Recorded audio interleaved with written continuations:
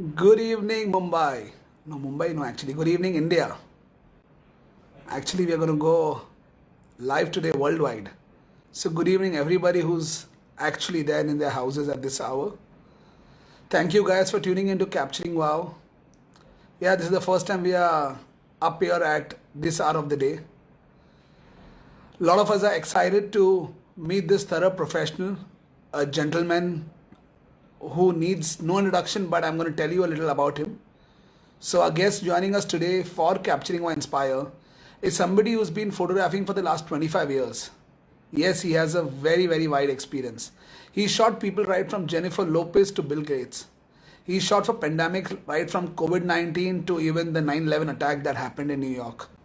Yes, we have this third professional, a gem of a person who has a distinct style and versatility in his work. He has received numerous awards. He's also written a book.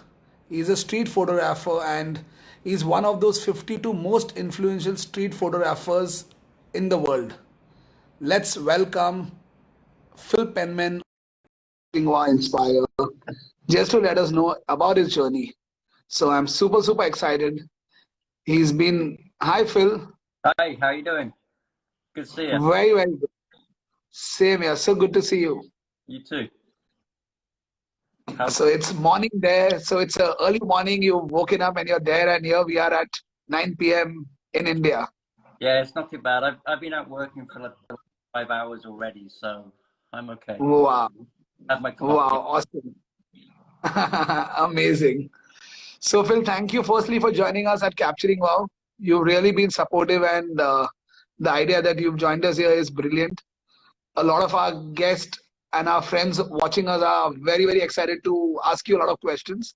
Great. So guys, for all the people who are watching us, once I am done with asking my questions to Phil, we will get into a Q&A round. So keep your questions there because Phil has a wide experience and he'll be happy to answer all your questions. Yeah. So Phil, you have a versatile experience, right? From shooting celebrities to street. So firstly, these genres are two very, very different. So can we understand that? How did you begin photography firstly? I started photography because of my dad was a photographer as well. So I was like about 15 when I started. And Wow. originally I was full-time, but my dad kind of said I needed a backup. So it ended up being a really bad sport. So I had a backup subject. Was originally I wanted to be a photographer. Very bad. So I ended up being good at photography, doing that. And then I used photography as a kind of a backup. And I was a terrible sports teacher and a good photographer. So I found myself doing photography. And I started working for a local newspaper. And then I worked for a local news agency and then ended up doing corporate photography for Microsoft, shooting all their headshots and stuff. And then my plan was I always wanted to live in in America. And one day I happened to be on a job and met someone who said to apply for a job with his friends in Los Angeles. And 2 weeks later, I'm on a flight to LA and I'm working shooting celebrities in Los Angeles. Wow. Okay. So I'm sure that's like a dream job. That's a dream job for any youngster to be in LA and shoot celebrities there.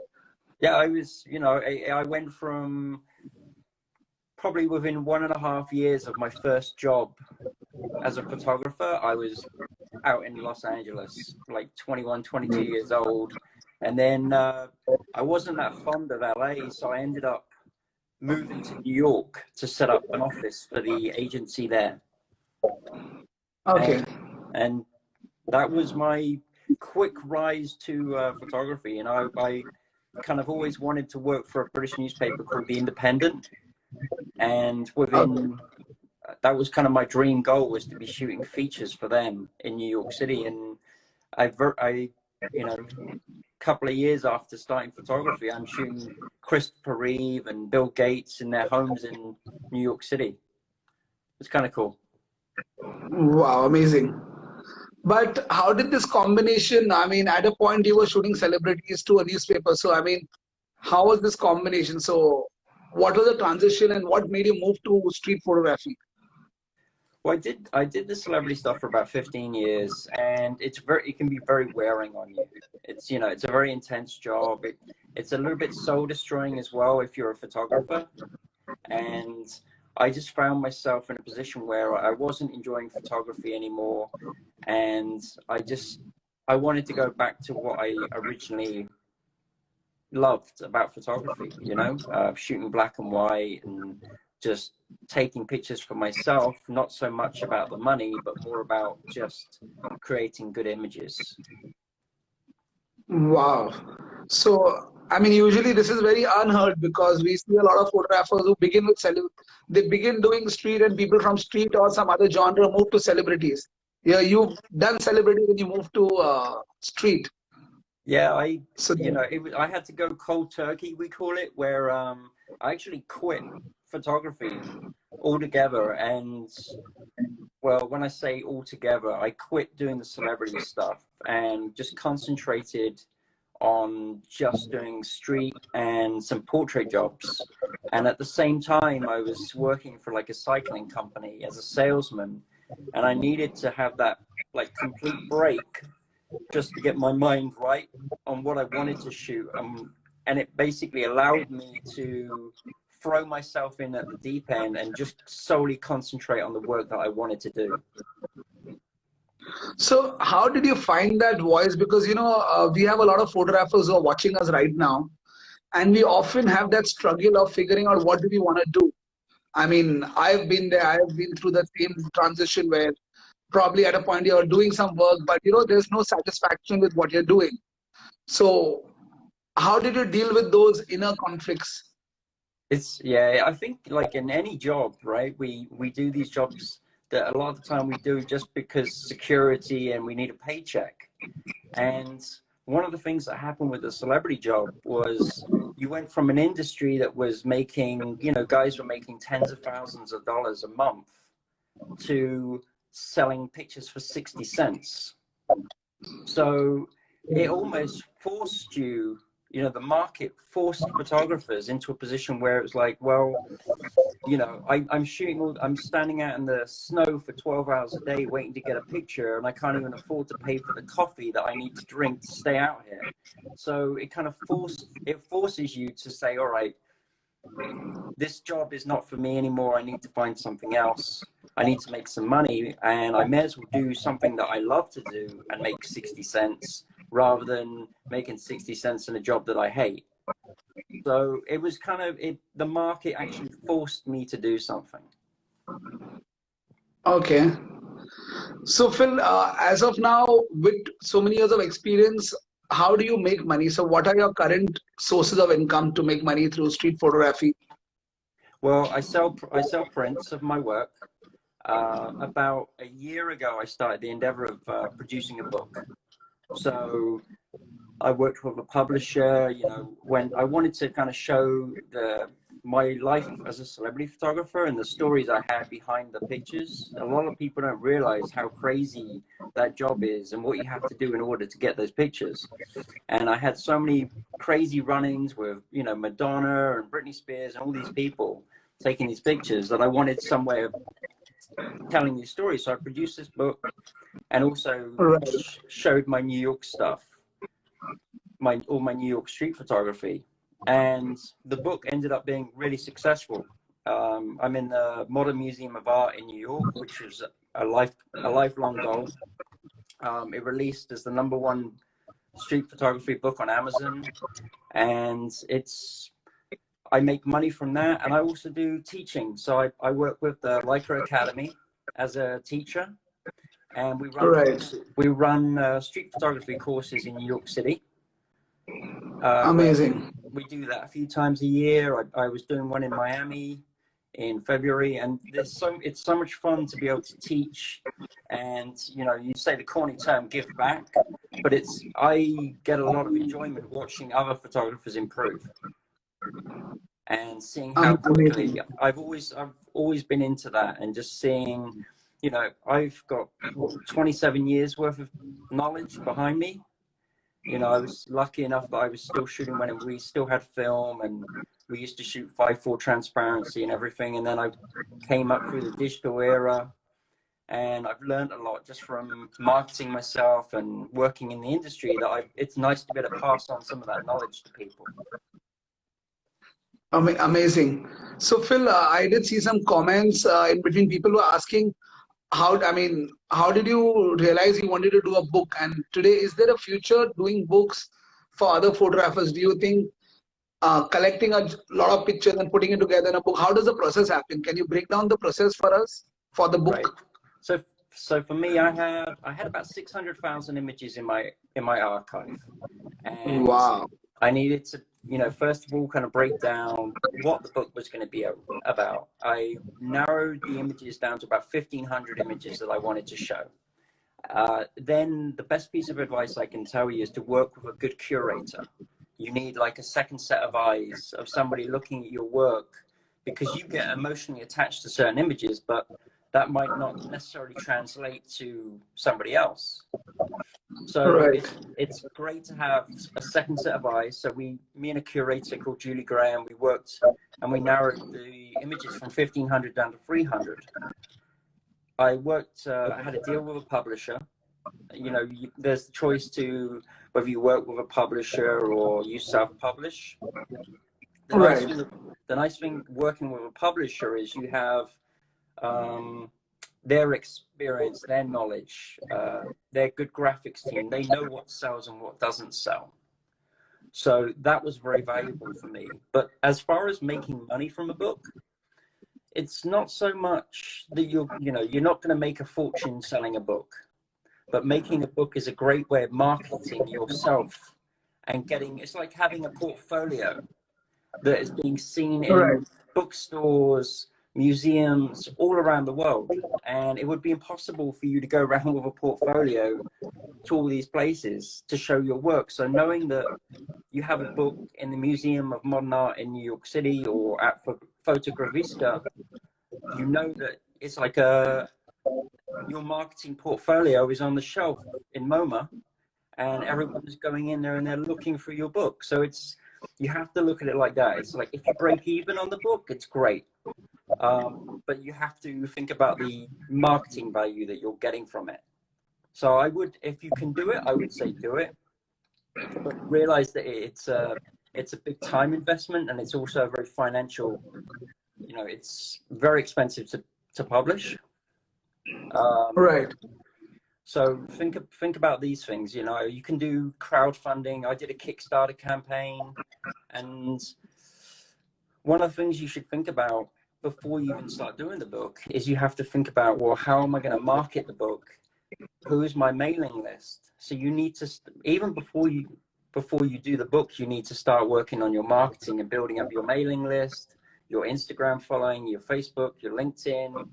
You have to have all these things in place ready for when the book does come out.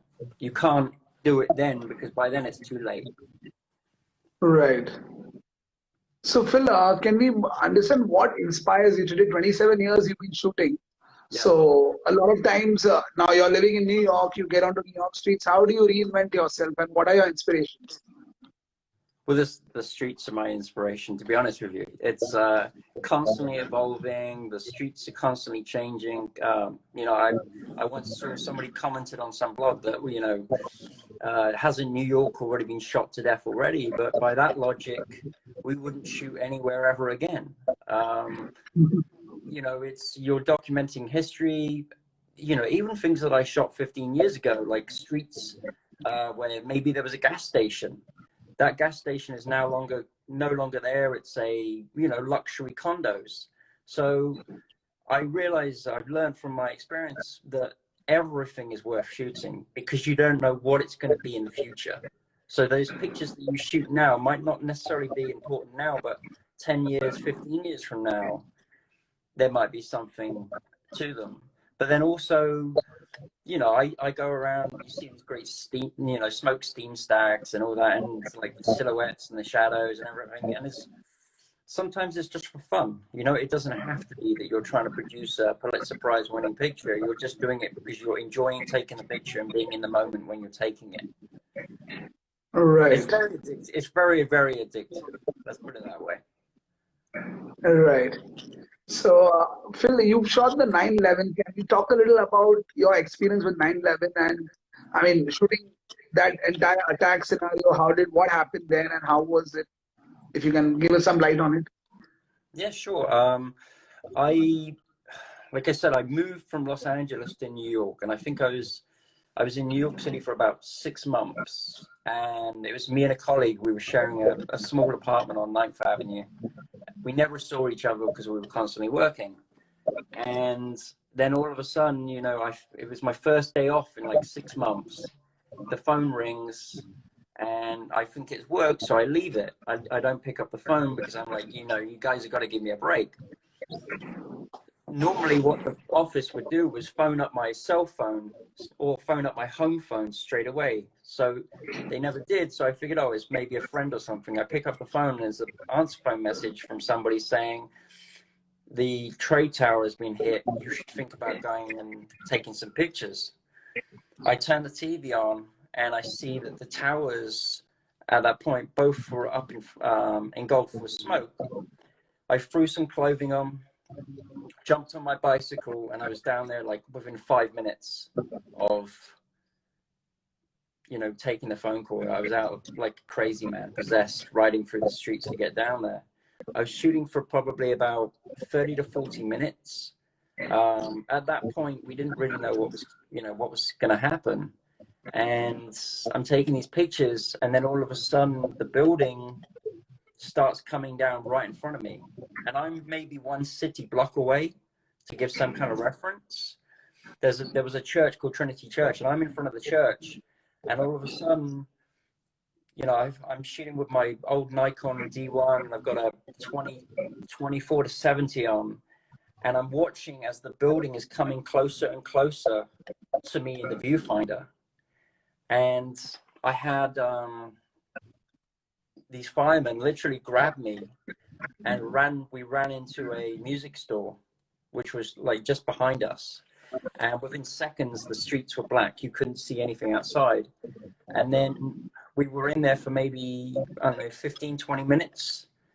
I took a few pictures while I was in the store of a guy. If anyone wants to go on my website, you can see all the 9/11 work I shot. But when I came out, the people that I was photographing were the only people that had survived, that had come out of the building. That the area that I was in was the only area that anyone got out. So it was very traumatic. Like I said, I was very young at the time, kind of a little bit stupid, not really realizing the position I'd put myself in, be it the inhaling all the toxins that were in the air. And probably now I'd probably be a little bit smarter about it.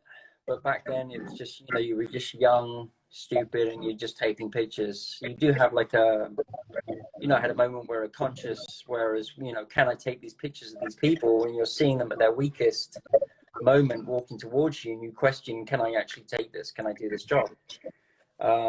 And then for the next year and a half, it was just hell, to be honest. Photographing, because it's not just, you have to remember, it's not that you're just photographing the day, you're photographing funerals, families that have lost their loved ones. So it was very emotional year and a half after that, and it still is, to be honest. Right. I mean, I'm sure it's a very emotional moment to see all that. And I mean, I'm getting goosebumps listening to you here right now. So, I mean, witnessing that whole incident there, what else happened in the process? I mean, a lot of people reached you for those pictures. And I mean, can we understand the process that went behind? Like the process behind the pictures, or? I mean, after you shot the pictures, you had these pictures, so they were, I think these pictures went viral. People were looking at these pictures. So how did it change your career as a photographer? Because you've been interviewed by a lot of publications, to a lot of channels have spoken to you about this. So I mean, how did it impact your professional career? We definitely brought more attention to my work. At the time, I wasn't really that was kind of all I had, to be honest. I had my portraiture, but I didn't really have a body of street photography or anything. So my work primarily was just the, you know, my most impactful images were my 9/11 images. You know,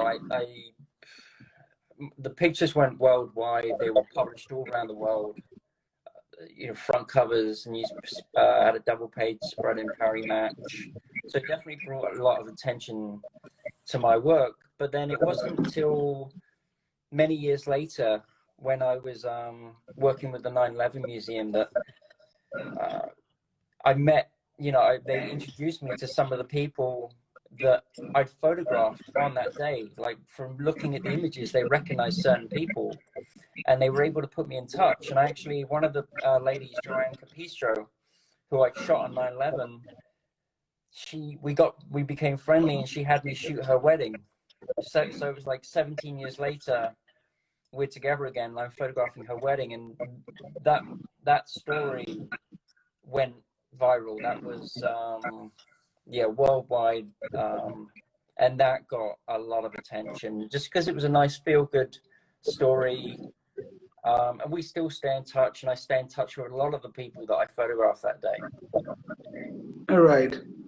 So moving to something that you just did now with the COVID-19, you went out on the streets shooting COVID-19. Yeah. And I personally happened to see your interview with Al Jazeera and all these channels and also. What was this COVID-19 shoot that you did? If you can tell us a little about that. So, well, basically, as soon as it hit New York, you know, I was working for the newspapers, different publications, shooting pandemic and what COVID-19, how the effect it's had on New York City, not realizing that we were going to become one of the biggest epicenters. And it was a very different experience to 9/11, because 9/11, you couldn't get away from it. It was, you know, the smell was in the air. The smoke didn't leave for a long time. It was very in your face, whereas this was like, it's very silent. You know, it was totally different. It was the streets were empty. You know, it's the only time you're ever going to see the streets that empty. Probably, I hope, in my lifetime. And you know, I would go out daily. I've shot features recently, concentrating mainly on the homeless that lived through it as well. I've tried to shoot different angles rather than just shooting the obvious. I wanted to look at how this has affected everybody. So how it's affected the homeless population of New York, because people, you know, they don't think about that. It's like, you know, we all have these homes that we can go to and we can quarantine, but they don't have that, you know. So that, for the last 2 months, I've been shooting that. I was shooting, you know, the emptiness of the streets, and it's kind of, I feel that it's very important that it has to be shot, because a lot of the time these subjects are ignored, or the media or the TV or whatever, they'll show one thing, but it's not necessarily what really is going on. Like, there were people on the streets, you know, we see all these images of desolate streets, but that's not how it was. There were people on the street, you know. So just very different experience. So can you tell our viewers, because you've been shooting pandemics, you've been shooting street, now some tips for a lot of youngsters who want to start get into the street genre. So what is the roadmap? I mean, today, whenever you do all this, is it more being directed to you? Your publication is telling you want this, or you keep shooting more for yourself? As a street, if I was a young photographer wanting to become a street photographer, I would suggest that you do that as your love. I found, for me, that when my passion became my job, it ends up becoming something you hate, because you're very driven by the money, and it becomes more stress than it is fun. So I would say, try to find something, another way of making a living, maybe shooting portraiture, you know, weddings. Do whatever you can to supplement yourself with income, but then do your street at the same time, because it takes a long time to become established as a street photographer. It's not like you can become an overnight sensation. You have to have a body of work, which takes you know, it could be 20, 30 years in the making of work before you make it. You know, you could become an Instagram star or an influencer, but and make money that way. But you need a large body of work, many years behind you before it really works. And you also, it takes years to learn this as well. For me, it's, you know, like I said, 27 years for me. And it's only only in the last couple of years that I've actually started to really make some headway with the street photography. So it's a tough one. It's not. I'm not going to pretend and say, yeah, it's easy. Tomorrow you can go make $1 million, because it's just not going to happen. And if it does, good on you. More power to you. Right. So, but what does, I mean, I get this idea that it's a lot of consistency that you need. You need to keep clicking. You need to keep building a body of work for you to be in the street genre. But how do you make money? Like in your case, you did a book. Not everybody gets to do a book. So how do you get into selling prints? Can we talk about that part? How to make other money? Sorry, with the street. Yeah, I mean, you said you sell a lot of prints also to people. So how do you sell the prints? How do you make some money through that? Well, through my website, and also you need all your marketing channels to lead to that. So you can, you know, the one thing I learned is if you price yourself cheap now, it's not like you can't go from selling prints for $30 and then all of a sudden you're selling them for $20,000. So you've got to put some value in your work as well. Like I learned early on, I was selling pictures, prints, and the cost of the prints to do an archival museum quality print for a collector, it costs a lot of money to do. So you have to value your work, the time that you're putting into it as well. So it's better to price yourself higher now and come down than rather than starting at $20 and trying to go up, because there's only one way, and that's down, to be honest. Unless you you know, it's very, very hard to break into that industry, to like the gallery industry. If you're going to go with a gallery, it needs to be someone that is doing the big festivals, you know, like Paris Photo and APAD, because most of the big name galleries, they sell their work at these big shows. So it's a lot of work. It takes years to do. And I would just say the most important thing is value your work. Price yourself accordingly. Don't undersell yourself. If you want to do it where you're selling prints for $20, $30 and you're selling hundreds of them, then that's great. But if you're doing limited editions, then price your work accordingly, because say you do a limited edition of 5 images, right? That's 5 images, 5 prints of that image for your lifetime. So if you sell it for $50, you're saying that that picture is only worth $250 over your entire lifetime. So it's very important to price yourself right. So I see this interesting question coming in the chat box saying, how do you identify clients? Depends what market you're going for. So if you're looking for premium, then you're looking at, you know, luxury. I'm looking maybe at the luxury market, and you're looking at people that aren't going to question the price. And so I'll target clients by looking at that. Give you an example. Say Louis Vuitton, right? They buy up all the certain brands within the luxury market, and that is their brand. You know, they're aiming at that market. So you have to think of it like this. There's a great guy you should listen to if you haven't heard of him, Seth Godin, who's a marketing genius. Okay, if you haven't seen him, look him up on YouTube. And one of the things I love about him is he said, there's 60-70% of the world, right, are all trying to hit that spot, that middle ground where you're just ordinary. All you're doing is you're pitching ordinary images to an ordinary market, and you're competing with everybody else. It's almost better to say, I'm going to pitch my work. It's going to be premium work at premium price, and I'm going for that top 5%. You know, I'm gonna only shoot black and white images, and I'm working for that particular market. So I would rather aim at that market than try to fall in the middle ground with everybody else. And if it doesn't work, it doesn't work. But it's better to aim for that, in my opinion, and produce quality work that you love, and hopefully, if you love it, other people will see it in your work as well.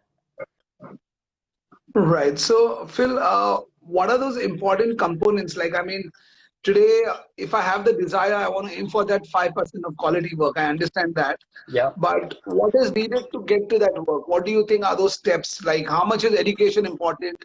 How much is subject matter knowledge important? Very. Targeting the brand, looking at what they're buying. You know, maybe you're catering your branding, okay? How you present yourself. So if you're targeting, like for me, one thing I looked at was the gallery market, and a good way to do it is identify how they present themselves, how their logo is, how their web page, how they present their image on Instagram.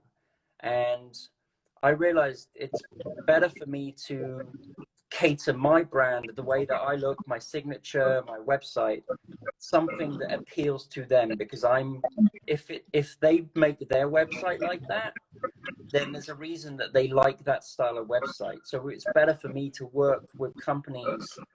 Like I work with a website company in London called Art Logic, who make all the websites for all the major galleries in the world. Okay, wow. So it's a good way. So by me working with them and using their platform and their websites, it's a good way to get to that same market that I'm trying to get to. Right. I think that's a brilliant tip. Yeah. So it's a lot of research on who your client is, how they present themselves. You know, you're not going to. There's a good analogy that Golden used. He said, everybody knows, right? If, say, Nike were to make a hotel, everybody kind of has an idea of what that hotel would look like, right? But say you're Holiday Inn and you were going to make a sneaker, none of us would have a clue what kind of sneaker that would be. And that's just the beauty of the marketing of Nike. So by using that same kind of thing with your photography and your brand, you can, you know, if someone looks at my work, they kind of have an idea of whether it's my image or not. Right. You know, you're not trying to be a carbon copy of somebody else.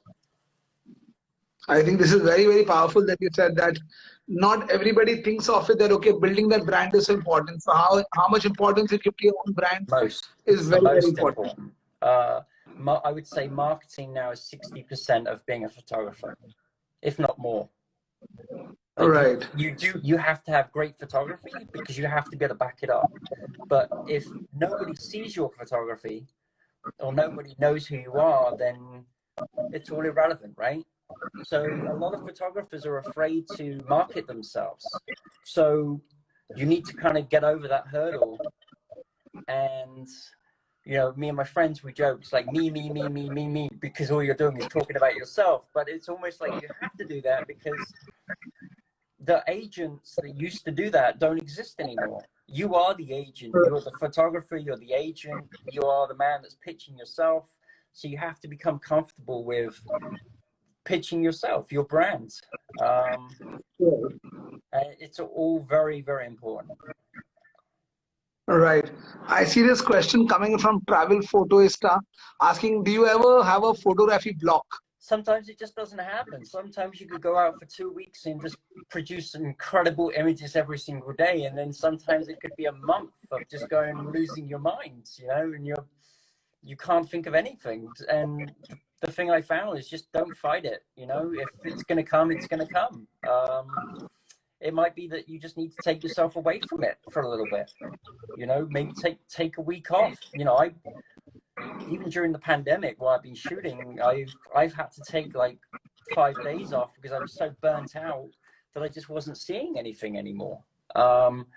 You have to love what you're doing, and you know, if you're not feeling it and you're not feeling the desire to go outside and take pictures, then just kind of like, you know, don't fight it and just take a step back. Maybe look at some movies, you know, get some creativity, watch some stuff that can inspire you again. You know, read a book, look at some art, go to a museum, things that bring back your inspiration. But yeah, don't fight it. Right, but I mean, that's great that you said you probably look at different things. So probably need a break from what you're doing. I think that's a good way that probably you can unblock yourself. I use like you know, there's a great cinematographer called Roger Deakins who you guys haven't seen. Well, I guarantee you would have seen his movies. You know, like a lot of James Bond, Shawshank Redemption. But you know, the man who wasn't there, I'll watch his films because pretty much everything he shoots is unbelievably good. And I'll watch his stuff sometimes for inspiration. I don't. I wouldn't say I look at many other photographers because you can fall into the trap of, you know, not consciously doing it, but subconsciously doing it, shooting like them. So I might look more to cinematographers or artists rather than necessarily photographers for inspiration. Right. So Phil, have you gone on to mobile photography today with technology? I understand you started off from film to digital. So what do you think about mobile photography? Yeah, if you enjoy it, do it. You know, it's not my thing. It's not. I'm all about the lenses. I primarily shoot with Leica, you know, Leica cameras and Leica glass because I like the look that it gives. I'd love to be able to see the day when a phone can recreate a Leica piece of glass, but I don't see it. But you know, like I said, not everyone's work needs to look the same, right? So no, I think if mobile photography, if you're enjoying taking it, then do it. It's very powerful and the phones are getting really good, you know. Right. The main goal is just enjoy taking pictures, and whatever it is that you need to use to do that, use it. Right. So Phil, how do you deal with people when you're photographing people on the street? I just saw this question by one of the participants here asking, do people not have problem when you point your camera to them? How do you deal with they being okay with you keeping the picture? Probably tomorrow you're going to sell it. So how do you deal with that? If depends what it is. So street photography, there's lots of different genres, right? So if I'm doing street portraiture, then I'm seeing, you know, I'm walking around, I see somebody interesting that I want to take a picture of. I'm going to go up to them and I'm going to say, hey, you know, that's an incredible jacket you've got, or I love your style. Do you mind if I take a picture of you? It's always a good way I found is to pay someone a compliment, because then That's amazing. If you go up to someone, hey, I want to take a picture, first thing they're going to do is, well, why do you want to take my picture? So if you could turn around and say, because you have an awesome pair of shoes, or I love the hat, you know, it settles people down.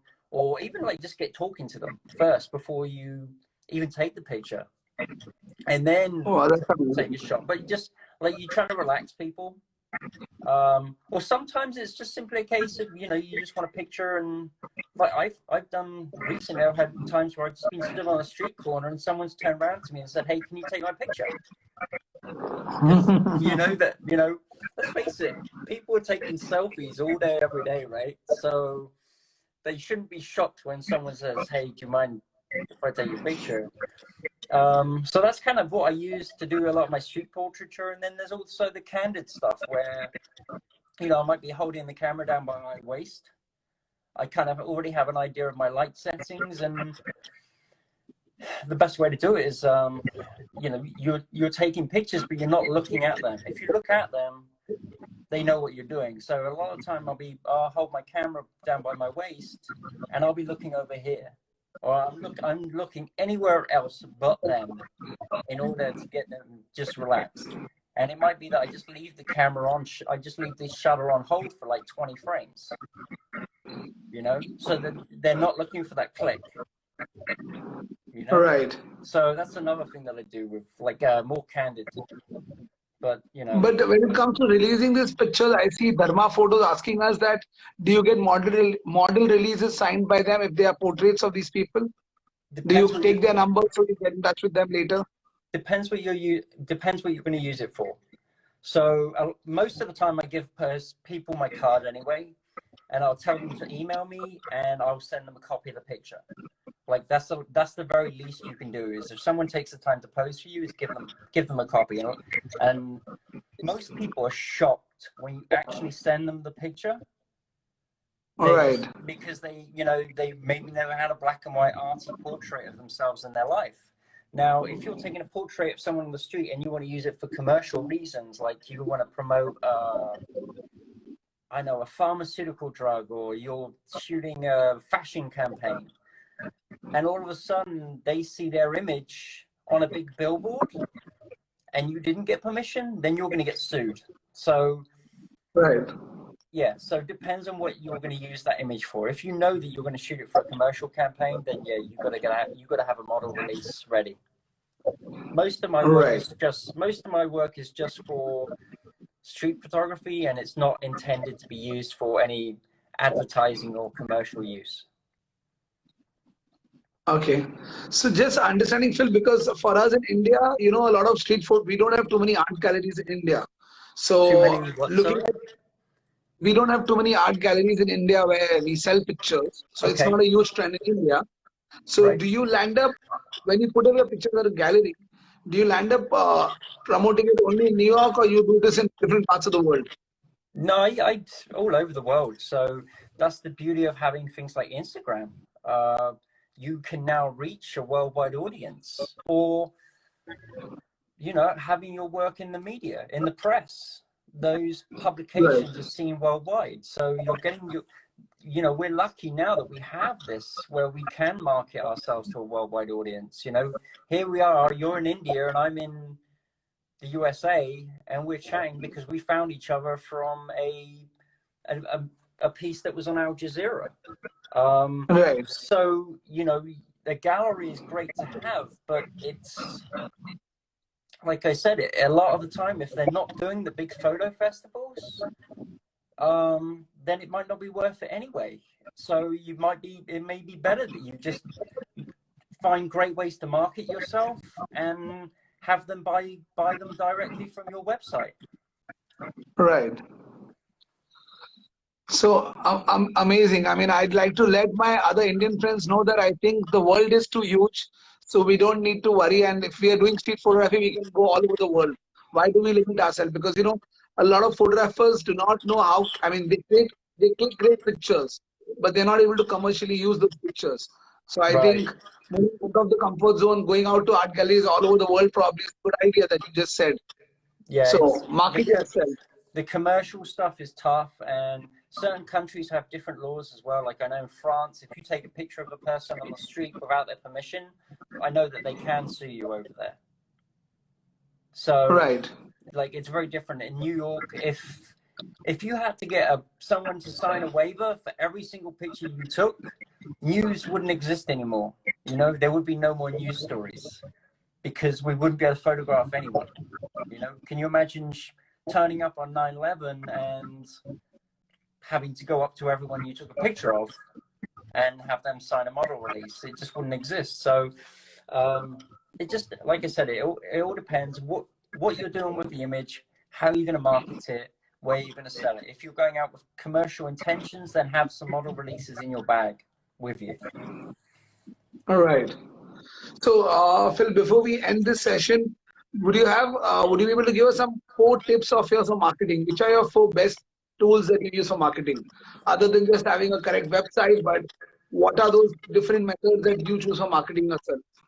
Oh, the best ones that have worked for me recently have been Instagram. So it took, say, 6 years to get to 10,000 followers, okay, which I hit in last May, and it went from 10,000 to, I think it's like 42,000 within the year. So Wow. that, trying to get to that first hurdle was very tough, but after that, it just exponentially sped up, and I've heard that of other people as well. LinkedIn, I found is very good as well, because you can see who the people are that are looking at your work, what industry they're in, which is very useful. You don't look at it this way: you don't need to target 100,000 people, right? You only need Right. 10 people, but they're 10 influential people that can help you with your career. You might be just, all you need is one good gallery, two good curators, So I found Instagram, I found the press very handy. Like, if you have a good story, a good feature that you feel is a good news story for maybe a newspaper or a magazine, put a pitch together and send it to them and say, look, I have this great news story for you. And then you have to think, right, that story is going to be seen worldwide. Your name is going to be out there. You could do, if, say, you shoot wedding photography in a certain particular style, right? Like, you have a certain creative pitch. Maybe you start pitching that as a story for photo magazines, And then, Right. but you've also got to remember this as well. Like, when you're pitching your work, we call it preaching to the choir. So if you're just pitching your work and it's going just to photographers are not going to hire you, right? So you have to think, who am I pitching to? Whoever I'm pitching to has to want to buy my work, because otherwise, if I'm just pitching to photographers all day, I'll never make a dime. So I found, again, coming back to your brand, who you target, your clients, better just to channel yourself in those particular areas, Right. So amazing, Phil. We are looking forward to hearing more of the world, but yet you believe that learning is important. I mean, it it's great to know that even you're happy to learn, because I think the learning journey never gets over. No, And the but minute if we are open to learning, the moment that you think you know it all, you're done. It's over for you. You never stop learning. You could be 100 years old and you're still learning something new. So don't. Yeah, I think that's the biggest mistake you can make, is to think that you know it all, because you don't know anything. Trust me. I'm learning different techniques from my photography. I'll be the first to admit that you put me in a fashion shoot, I'm going to shoot, an okay shoot, but I can't shoot a great shoot, or 5/4 architecture, whatever. I know your limitations is a good way to do it as well, and then learn from them.